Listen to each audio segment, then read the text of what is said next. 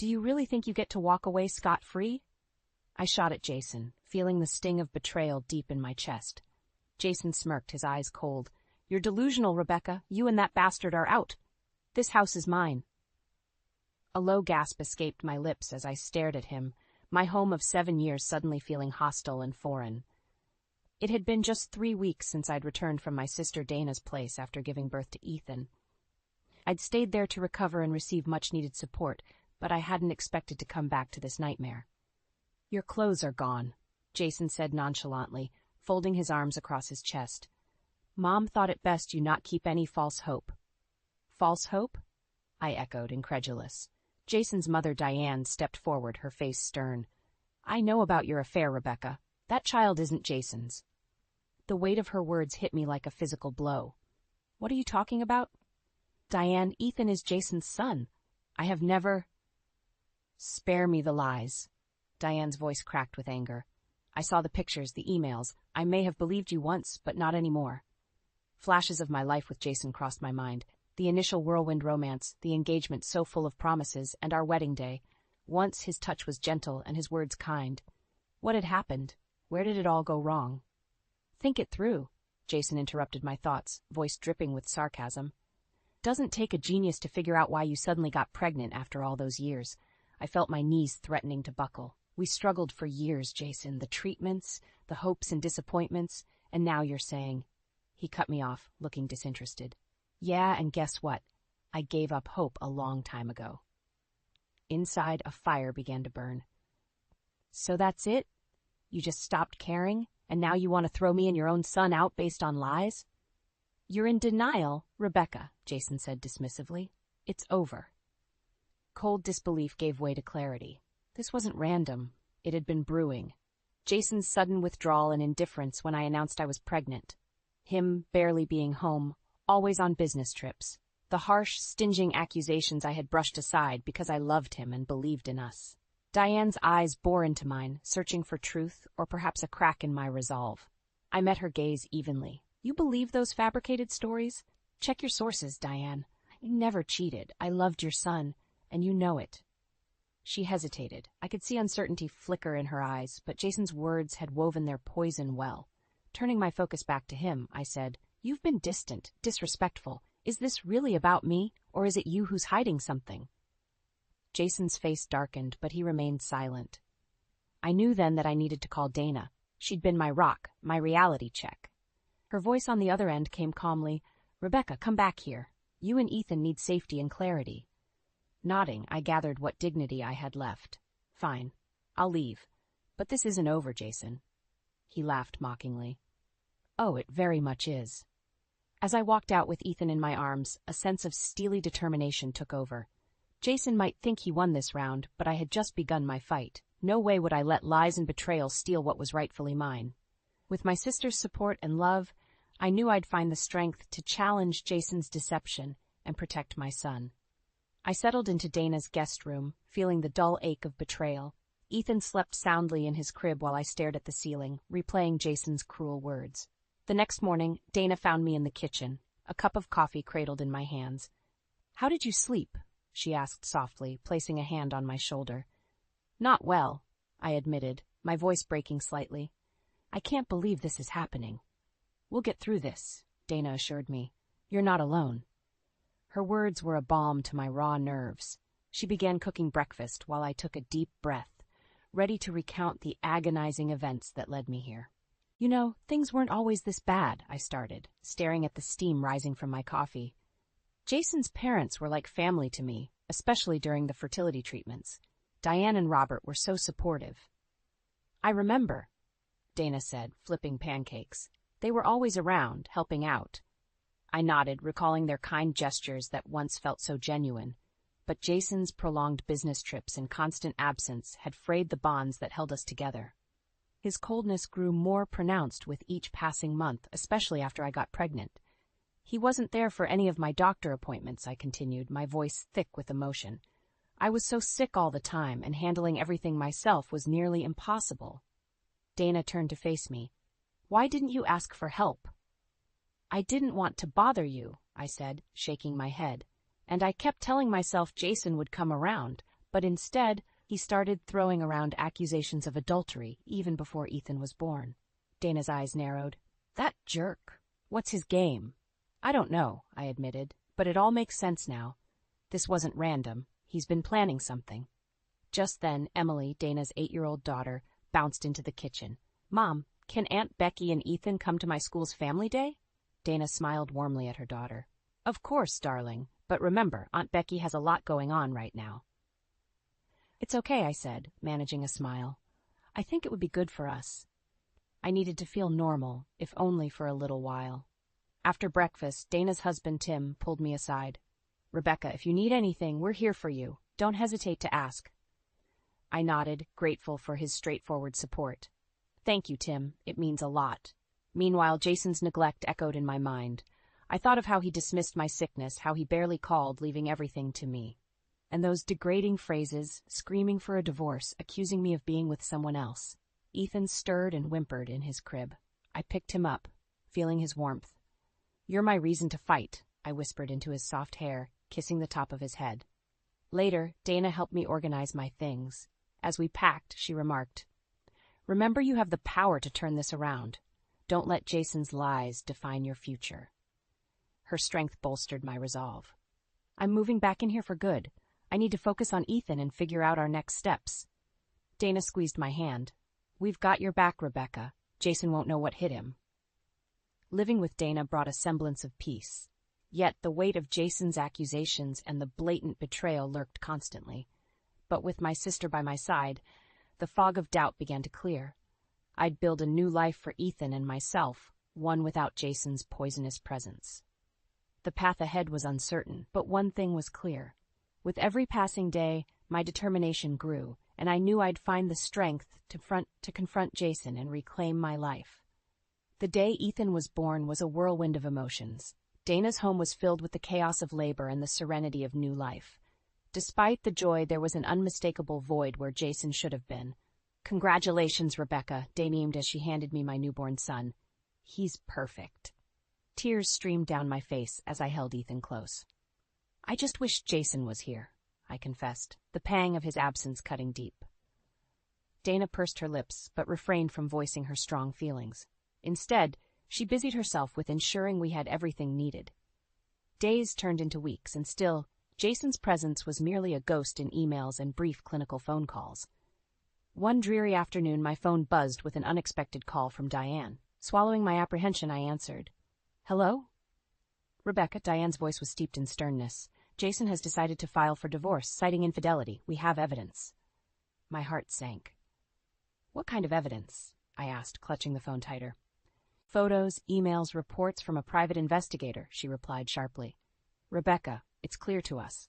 I didn't hear the rest. Fury and injustice overwhelmed me. I need to see this evidence for myself, I snapped before hanging up. Dana found me gripping the counter, shaking with rage.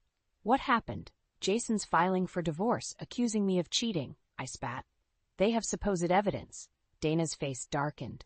This is Jason's doing. We need to confront him. You can't allow him to tear your life apart with lies. I nodded, finding strength in her determination.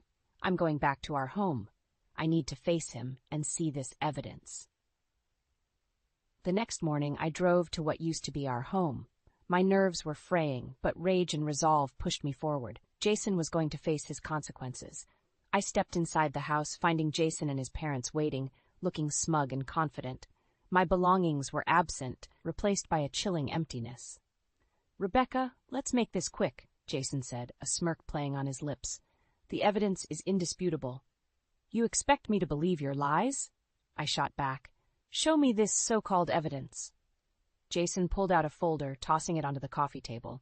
Diane and Robert looked uncomfortable, but said nothing.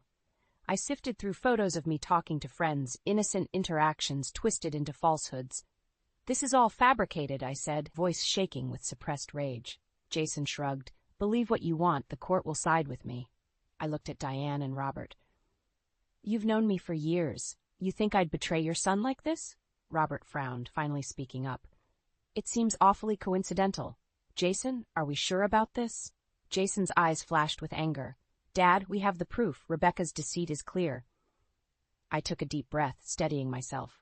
I didn't cheat, and I won't let you ruin my life based on lies. If we're going to court, I'm ready to fight." Jason's smirk faltered, but he quickly regained composure. "You're delusional if you think you can win." The room felt charged with tension as I faced them, unyielding. I had my son to protect and a truth to defend. Jason's betrayals wouldn't break me. Dragging my eyes to Diane and Robert, I said, "Think about the kind of person standing next to you. This isn't about me. It's about what Jason's hiding from you all." The expressions on their faces wavered, uncertainty creeping in. I saw a flicker of doubt in Diane's eyes, and it fueled my determination. "Believe me or not," I challenged, "the truth will come out. And Jason, you'll regret this." Without waiting for a response, I turned on my heel, walking out the front door and slamming it behind me. The battle lines were drawn, and I was ready for war. Determination propelled me forward. I knew I couldn't let Jason get away with this. The next few days were a blur of legal consultations and gathering evidence. My lawyer, Mr. Turner, reassured me, "We're going to fight this, Rebecca. Jason's accusations won't hold up in court if they are false." Armed with my newfound strength, I returned to my former home. I wasn't going to let Jason's deceit break me. Stepping inside, I found Jason, Diane, and Robert waiting for me. "Here she is," Jason sneered. "Come to admit your lies." Ignoring his taunt, I addressed Diane and Robert. "I have something to say. It's time for the truth to come out." Jason's eyes narrowed. "What are you talking about?" Taking a deep breath, I began. "Jason's the one who's been unfaithful, not me. He's been cheating on me during his business trips." "Preposterous!" Jason shouted, but I noticed a flicker of fear in his eyes. "Diane, Robert," I continued, "I hired an investigator of my own. Here's the evidence."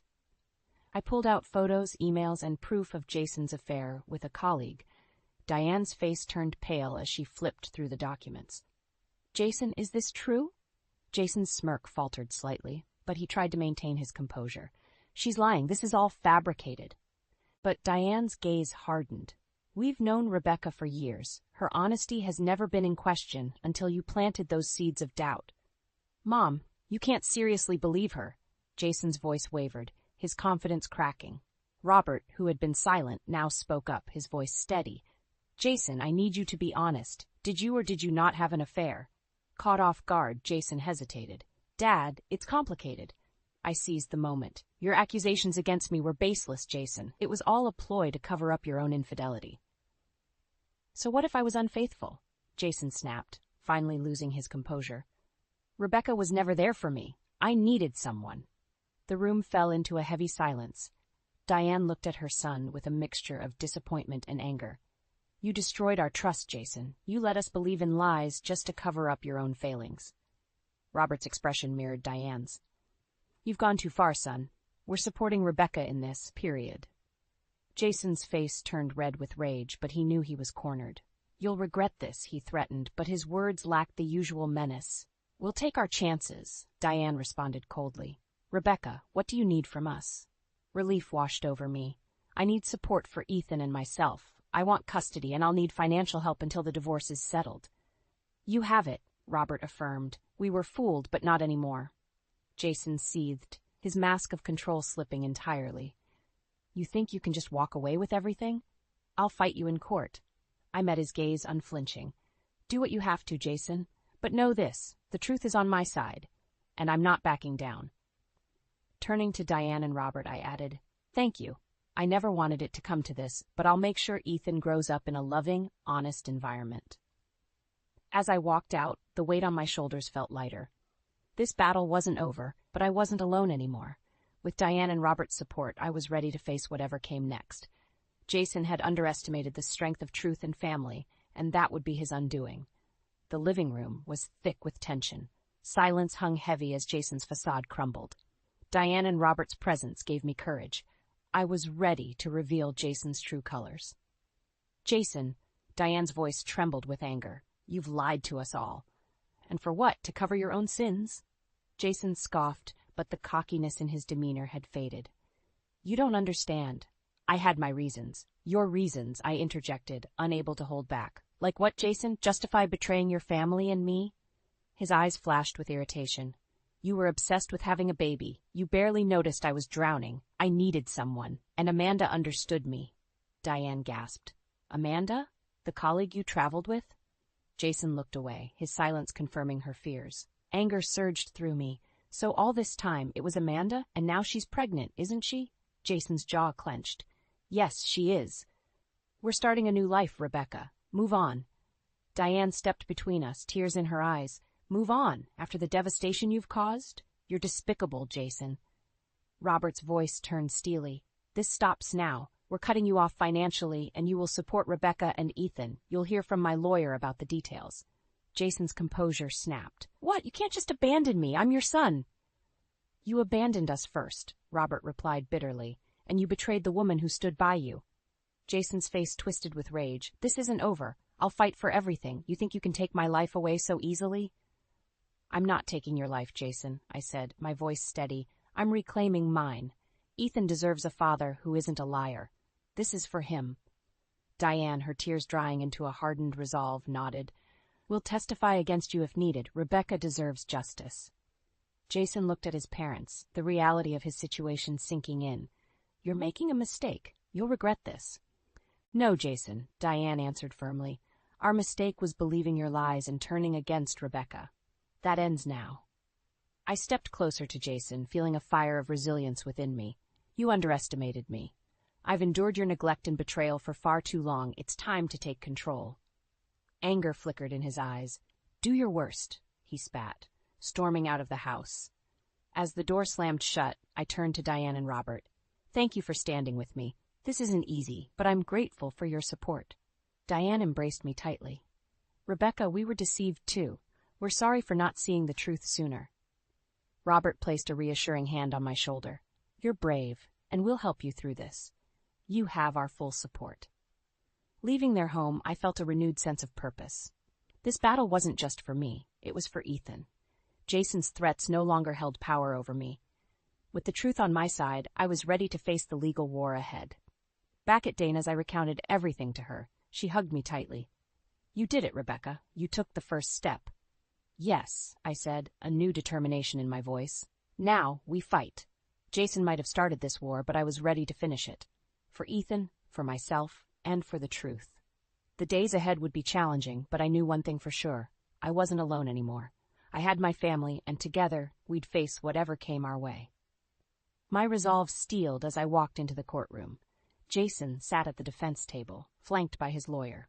Flashing a smirk, he leaned back, projecting confidence. But I saw through his facade. Mr. Turner, my lawyer, joined me. Rebecca, remember to stay composed. We have strong evidence on our side. I nodded, clutching Ethan's photo for strength. The judge called us to order, and the trial began. Jason's lawyer kicked off. Your Honor, the defendant, Mr. Keller, is here to contest the wrongful accusations made by Mrs. Keller. We have evidence of her infidelity and negligence as a mother. My anger simmered. Lies. All lies. Mr. Turner countered smoothly, presenting our side. Your Honor, we have ample evidence proving Mr. Keller's infidelity and deceit. We'll show that Mrs. Keller is a devoted mother, wrongfully accused by a manipulative husband. Jason's eyes narrowed. The room buzzed with tension as Mr. Turner presented our evidence. Photos of Jason and Amanda, hotel receipts, emails, and witness testimonies. Each piece shredded Jason's facade further. Mr. Keller, Mr. Turner addressed Jason directly, you accused your wife of infidelity to cover your own. Do you deny these photos and emails? Jason shifted uncomfortably. Those are private matters, he dodged. They don't prove she wasn't unfaithful, too. I couldn't stay silent. Jason, you destroyed everything with your lies. Be honest for once. He glared at me, but said nothing. The judge's gaze bore into him. Mr. Keller, the evidence is substantial. How do you respond? Jason's lawyer tried damage control. Your Honor, regardless of Mr. Keller's actions, we must focus on Mrs. Keller's competence as a mother. Before I could react, Mr. Turner played our trump card. Your Honor, we'd like to call Diane Keller to the stand. Diane took the stand, eyes firm but pained. She began, we believed Rebecca was unfaithful because of Jason's manipulation. We were wrong. She's been nothing but a dedicated mother and wife. Jason's lawyer objected, questioning Diane's objectivity, but she remained resolute. My husband and I hired private investigators. We found nothing against Rebecca. Instead, we discovered Jason's affair. The courtroom buzzed with murmurs. Jason's facade crumbled further. The judge leaned forward. Mrs. Keller, are you supporting your son's claims? Diane's voice was steady. No, Your Honor. Rebecca is a victim here. We were deceived by Jason. Jason's expression turned desperate. Mom, you can't. Robert stood up from the audience. Enough, Jason. You've done enough damage. It's time to face the consequences. Tears welled up, but I held them back. I had to stay strong for Ethan. The judge looked at Jason one last time. Mr. Keller, you've been found to have misled this court and your family. Custody of Ethan will be granted to Mrs. Keller. You will provide child support and alimony as per the legal stipulations. Jason's defiance deflated. He muttered, This isn't over. It is, I said, standing tall, for Ethan's sake. The judge's final decisions marked the end of the legal battle, but the beginning of a new chapter.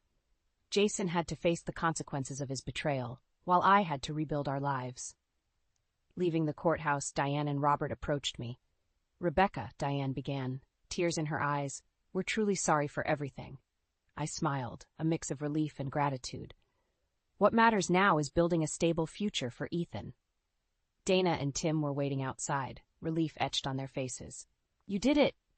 Dana exclaimed, hugging me tightly. I hugged her back, feeling the warmth of family. We did it. As we walked away, I glanced back at Jason, defeated and alone. It was poetic justice. He underestimated the strength of truth and family, and it was his downfall. Our fight was far from over, but for the first time in a long time I felt hope. We were moving forward, and I was ready for whatever came next, knowing I had the love and support to face any challenge. Weeks passed, and the legal proceedings were finally over. I had full custody of Ethan, along with child support and alimony secured. It felt like a victory, but the real triumph lay in our future. We needed to move on. One morning, I met with a realtor to sell the house. Walking through the empty rooms, I felt a mix of sadness and relief. This place held memories, both good and bad, but it was time to let go. Dana joined me later, helping pack the last of my things. Ready for a fresh start, she asked, her smile warm and reassuring. More than ready, I replied, feeling lighter. I've already found a new place near your place. It's small but cozy. That's perfect, Dana said, carrying a box to the car. We'll be neighbors again. Emily is ecstatic. As we loaded the last of the boxes, Jason appeared at the driveway. My heart raced, but I stood firm, protecting Ethan, who was cradled in my arms. Rebecca, we need to talk, Jason started, his voice lacking its usual arrogance. There's nothing to talk about, I replied coolly. Everything's been settled. He shoved his hands into his pockets, looking defeated. Please, Rebecca, just hear me out. I need another chance. I stared at him, anger bubbling just beneath the surface. Another chance? After everything you put us through? You think you deserve that? Jason sighed, glancing away. I messed up. I was wrong, and I lost everything. Amanda left when she realized I couldn't support her. I have nothing now. That's your own doing, Jason, I said sharply. Ethan and I have moved on. We don't need you. Dana stepped in, her eyes fierce. Jason, leave. You've done enough damage. Jason's shoulders slumped, all fight drained from him. Fine, but remember, I'm still Ethan's father. And you will fulfill your responsibilities, as ordered by the court, I affirmed. Now leave. He left without another word, a broken man. Watching him go, I felt a pang of pity, but it was overshadowed by my resolve to protect Ethan and our new life. Dana wrapped an arm around my shoulders. You did the right thing. He needed to hear that. Nodding, I looked at my son. Ethan deserves a stable, loving home, and that's exactly what we'll give him. We moved into our new home that weekend. It was modest, but full of potential. With Dana and Tim's help, we settled in quickly. Ethan's laughter filled the house, a sound I cherished more than anything. One evening, after putting Ethan to bed, I sat on the porch with Dana. Can you believe how far we've come? I mused, watching the stars. You've been incredibly strong, Dana replied. And now it's all paying off. Thank you for standing by me, I said, squeezing her hand. I couldn't have done it without you. We're family, Dana smiled. That's what we do. As the days turned into weeks, our new life began to take shape. The house slowly felt like home, filled with love and laughter. I found peace in the routine, and Ethan thrived in the nurturing environment we created. One day I received a call from Diane. Rebecca, I just wanted to check on you and Ethan. How are you? We're doing well. Diane, I replied, a smile touching my lips. We've settled in nicely. I'm glad to hear that, Diane said, her voice tinged with relief. I miss Ethan terribly. Could we visit sometime? Of course, I agreed. You both are welcome anytime. Life was far from perfect, but it was ours to rebuild. Each day I grew stronger, fueled by the love of my family and the determination to forge a better future. Ethan would grow up knowing that amidst the trials we found strength, and in unity we found hope. Months turned into a year, and life settled into a rhythm. Each day brought new joys and challenges, but the peace we found was our own. Ethan thrived, his laughter lighting up our home. One Saturday, Dana invited me and Ethan over for a family gathering. The backyard buzzed with energy as kids played and adults chatted. "Rebecca," Dana called, waving me over. "Come help me with the barbecue." I joined her by the grill, flipping burgers and catching up. "This is exactly what we needed," I said, watching Ethan play with Emily and their friends. Dana smiled. "We're so lucky to have each other. Family is everything." In the midst of our conversation, my phone buzzed. It was Diane. "Hi, Diane. Everything okay?" "Rebecca," she began, her voice shaky. "I have some news about Jason." My heart skipped a beat. "What is it?" "He's been struggling. Amanda left him for good, and he's now working menial jobs to make ends meet. He's hit rock bottom." For a moment, I felt a flicker of pity, but recalling the betrayals, I steeled myself. "I see. Thanks for letting me know." "Despite everything, he's still Ethan's father," Diane added gently. "I hope he can eventually find a way to be a better man."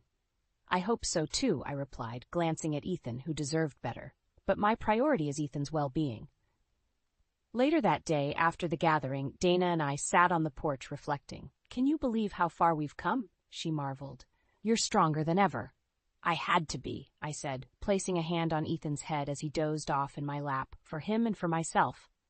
The next few months saw more stability and growth. My bond with Ethan deepened, and we flourished in our supportive community. Then, one rainy afternoon, Jason appeared at my door. "Rebecca, we need to talk," he said, rain dripping from his hair. I hesitated, but stepped aside, letting him in. "What do you want, Jason?" He looked broken, a shadow of his former self. "I've lost everything. Amanda, my parents, my job. I'm trying to make amends." "Amends?" I echoed, incredulous. "Do you realize the damage you've caused?" He nodded, eyes downcast. "I've changed, Rebecca. I'm in therapy, working through my issues. I want to be a part of Ethan's life." "I'm not sure I can trust you," I admitted. "Ethan's stability comes first." "I understand," he sighed. "I'm willing to start small. Supervised visits, anything to show I'm committed to being a better father." A part of me remained skeptical, but another part recognized his sincerity. "Fine," I said, standing firm. "We'll try supervised visits, but one mistake, Jason, and it ends." "Thank you," he responded, relief evident in his eyes. "I won't mess this up." As he left, I felt a mix of emotions. This wasn't forgiveness, but a cautious step forward. For Ethan's sake, I was willing to give Jason a chance to prove himself. A few weeks later, at a family gathering, I watched as Jason interacted with Ethan under my and Dana's watchful eyes. Slowly, trust began to rebuild, not for Jason as my partner, but for him as Ethan's father. Diane called that evening, relief in her voice. "Rebecca, thank you for giving Jason this opportunity. It means the world to him and to us." "Ethan deserves the effort," I replied, "but it's up to Jason to prove he's worthy." As I hung up, I felt a sense of closure. Jason's fall from grace was his own doing, but our future didn't rely on his redemption. It relied on the love and strength we built as a family. That night, as I tucked Ethan into bed, I whispered, "We've come so far, little one, and there's so much more to look forward to." The past year had reshaped our lives, but it had also fortified our spirits. We faced trials, overcame them, and emerged stronger. Together, we were ready to embrace whatever came next, with love, resilience, and unwavering hope.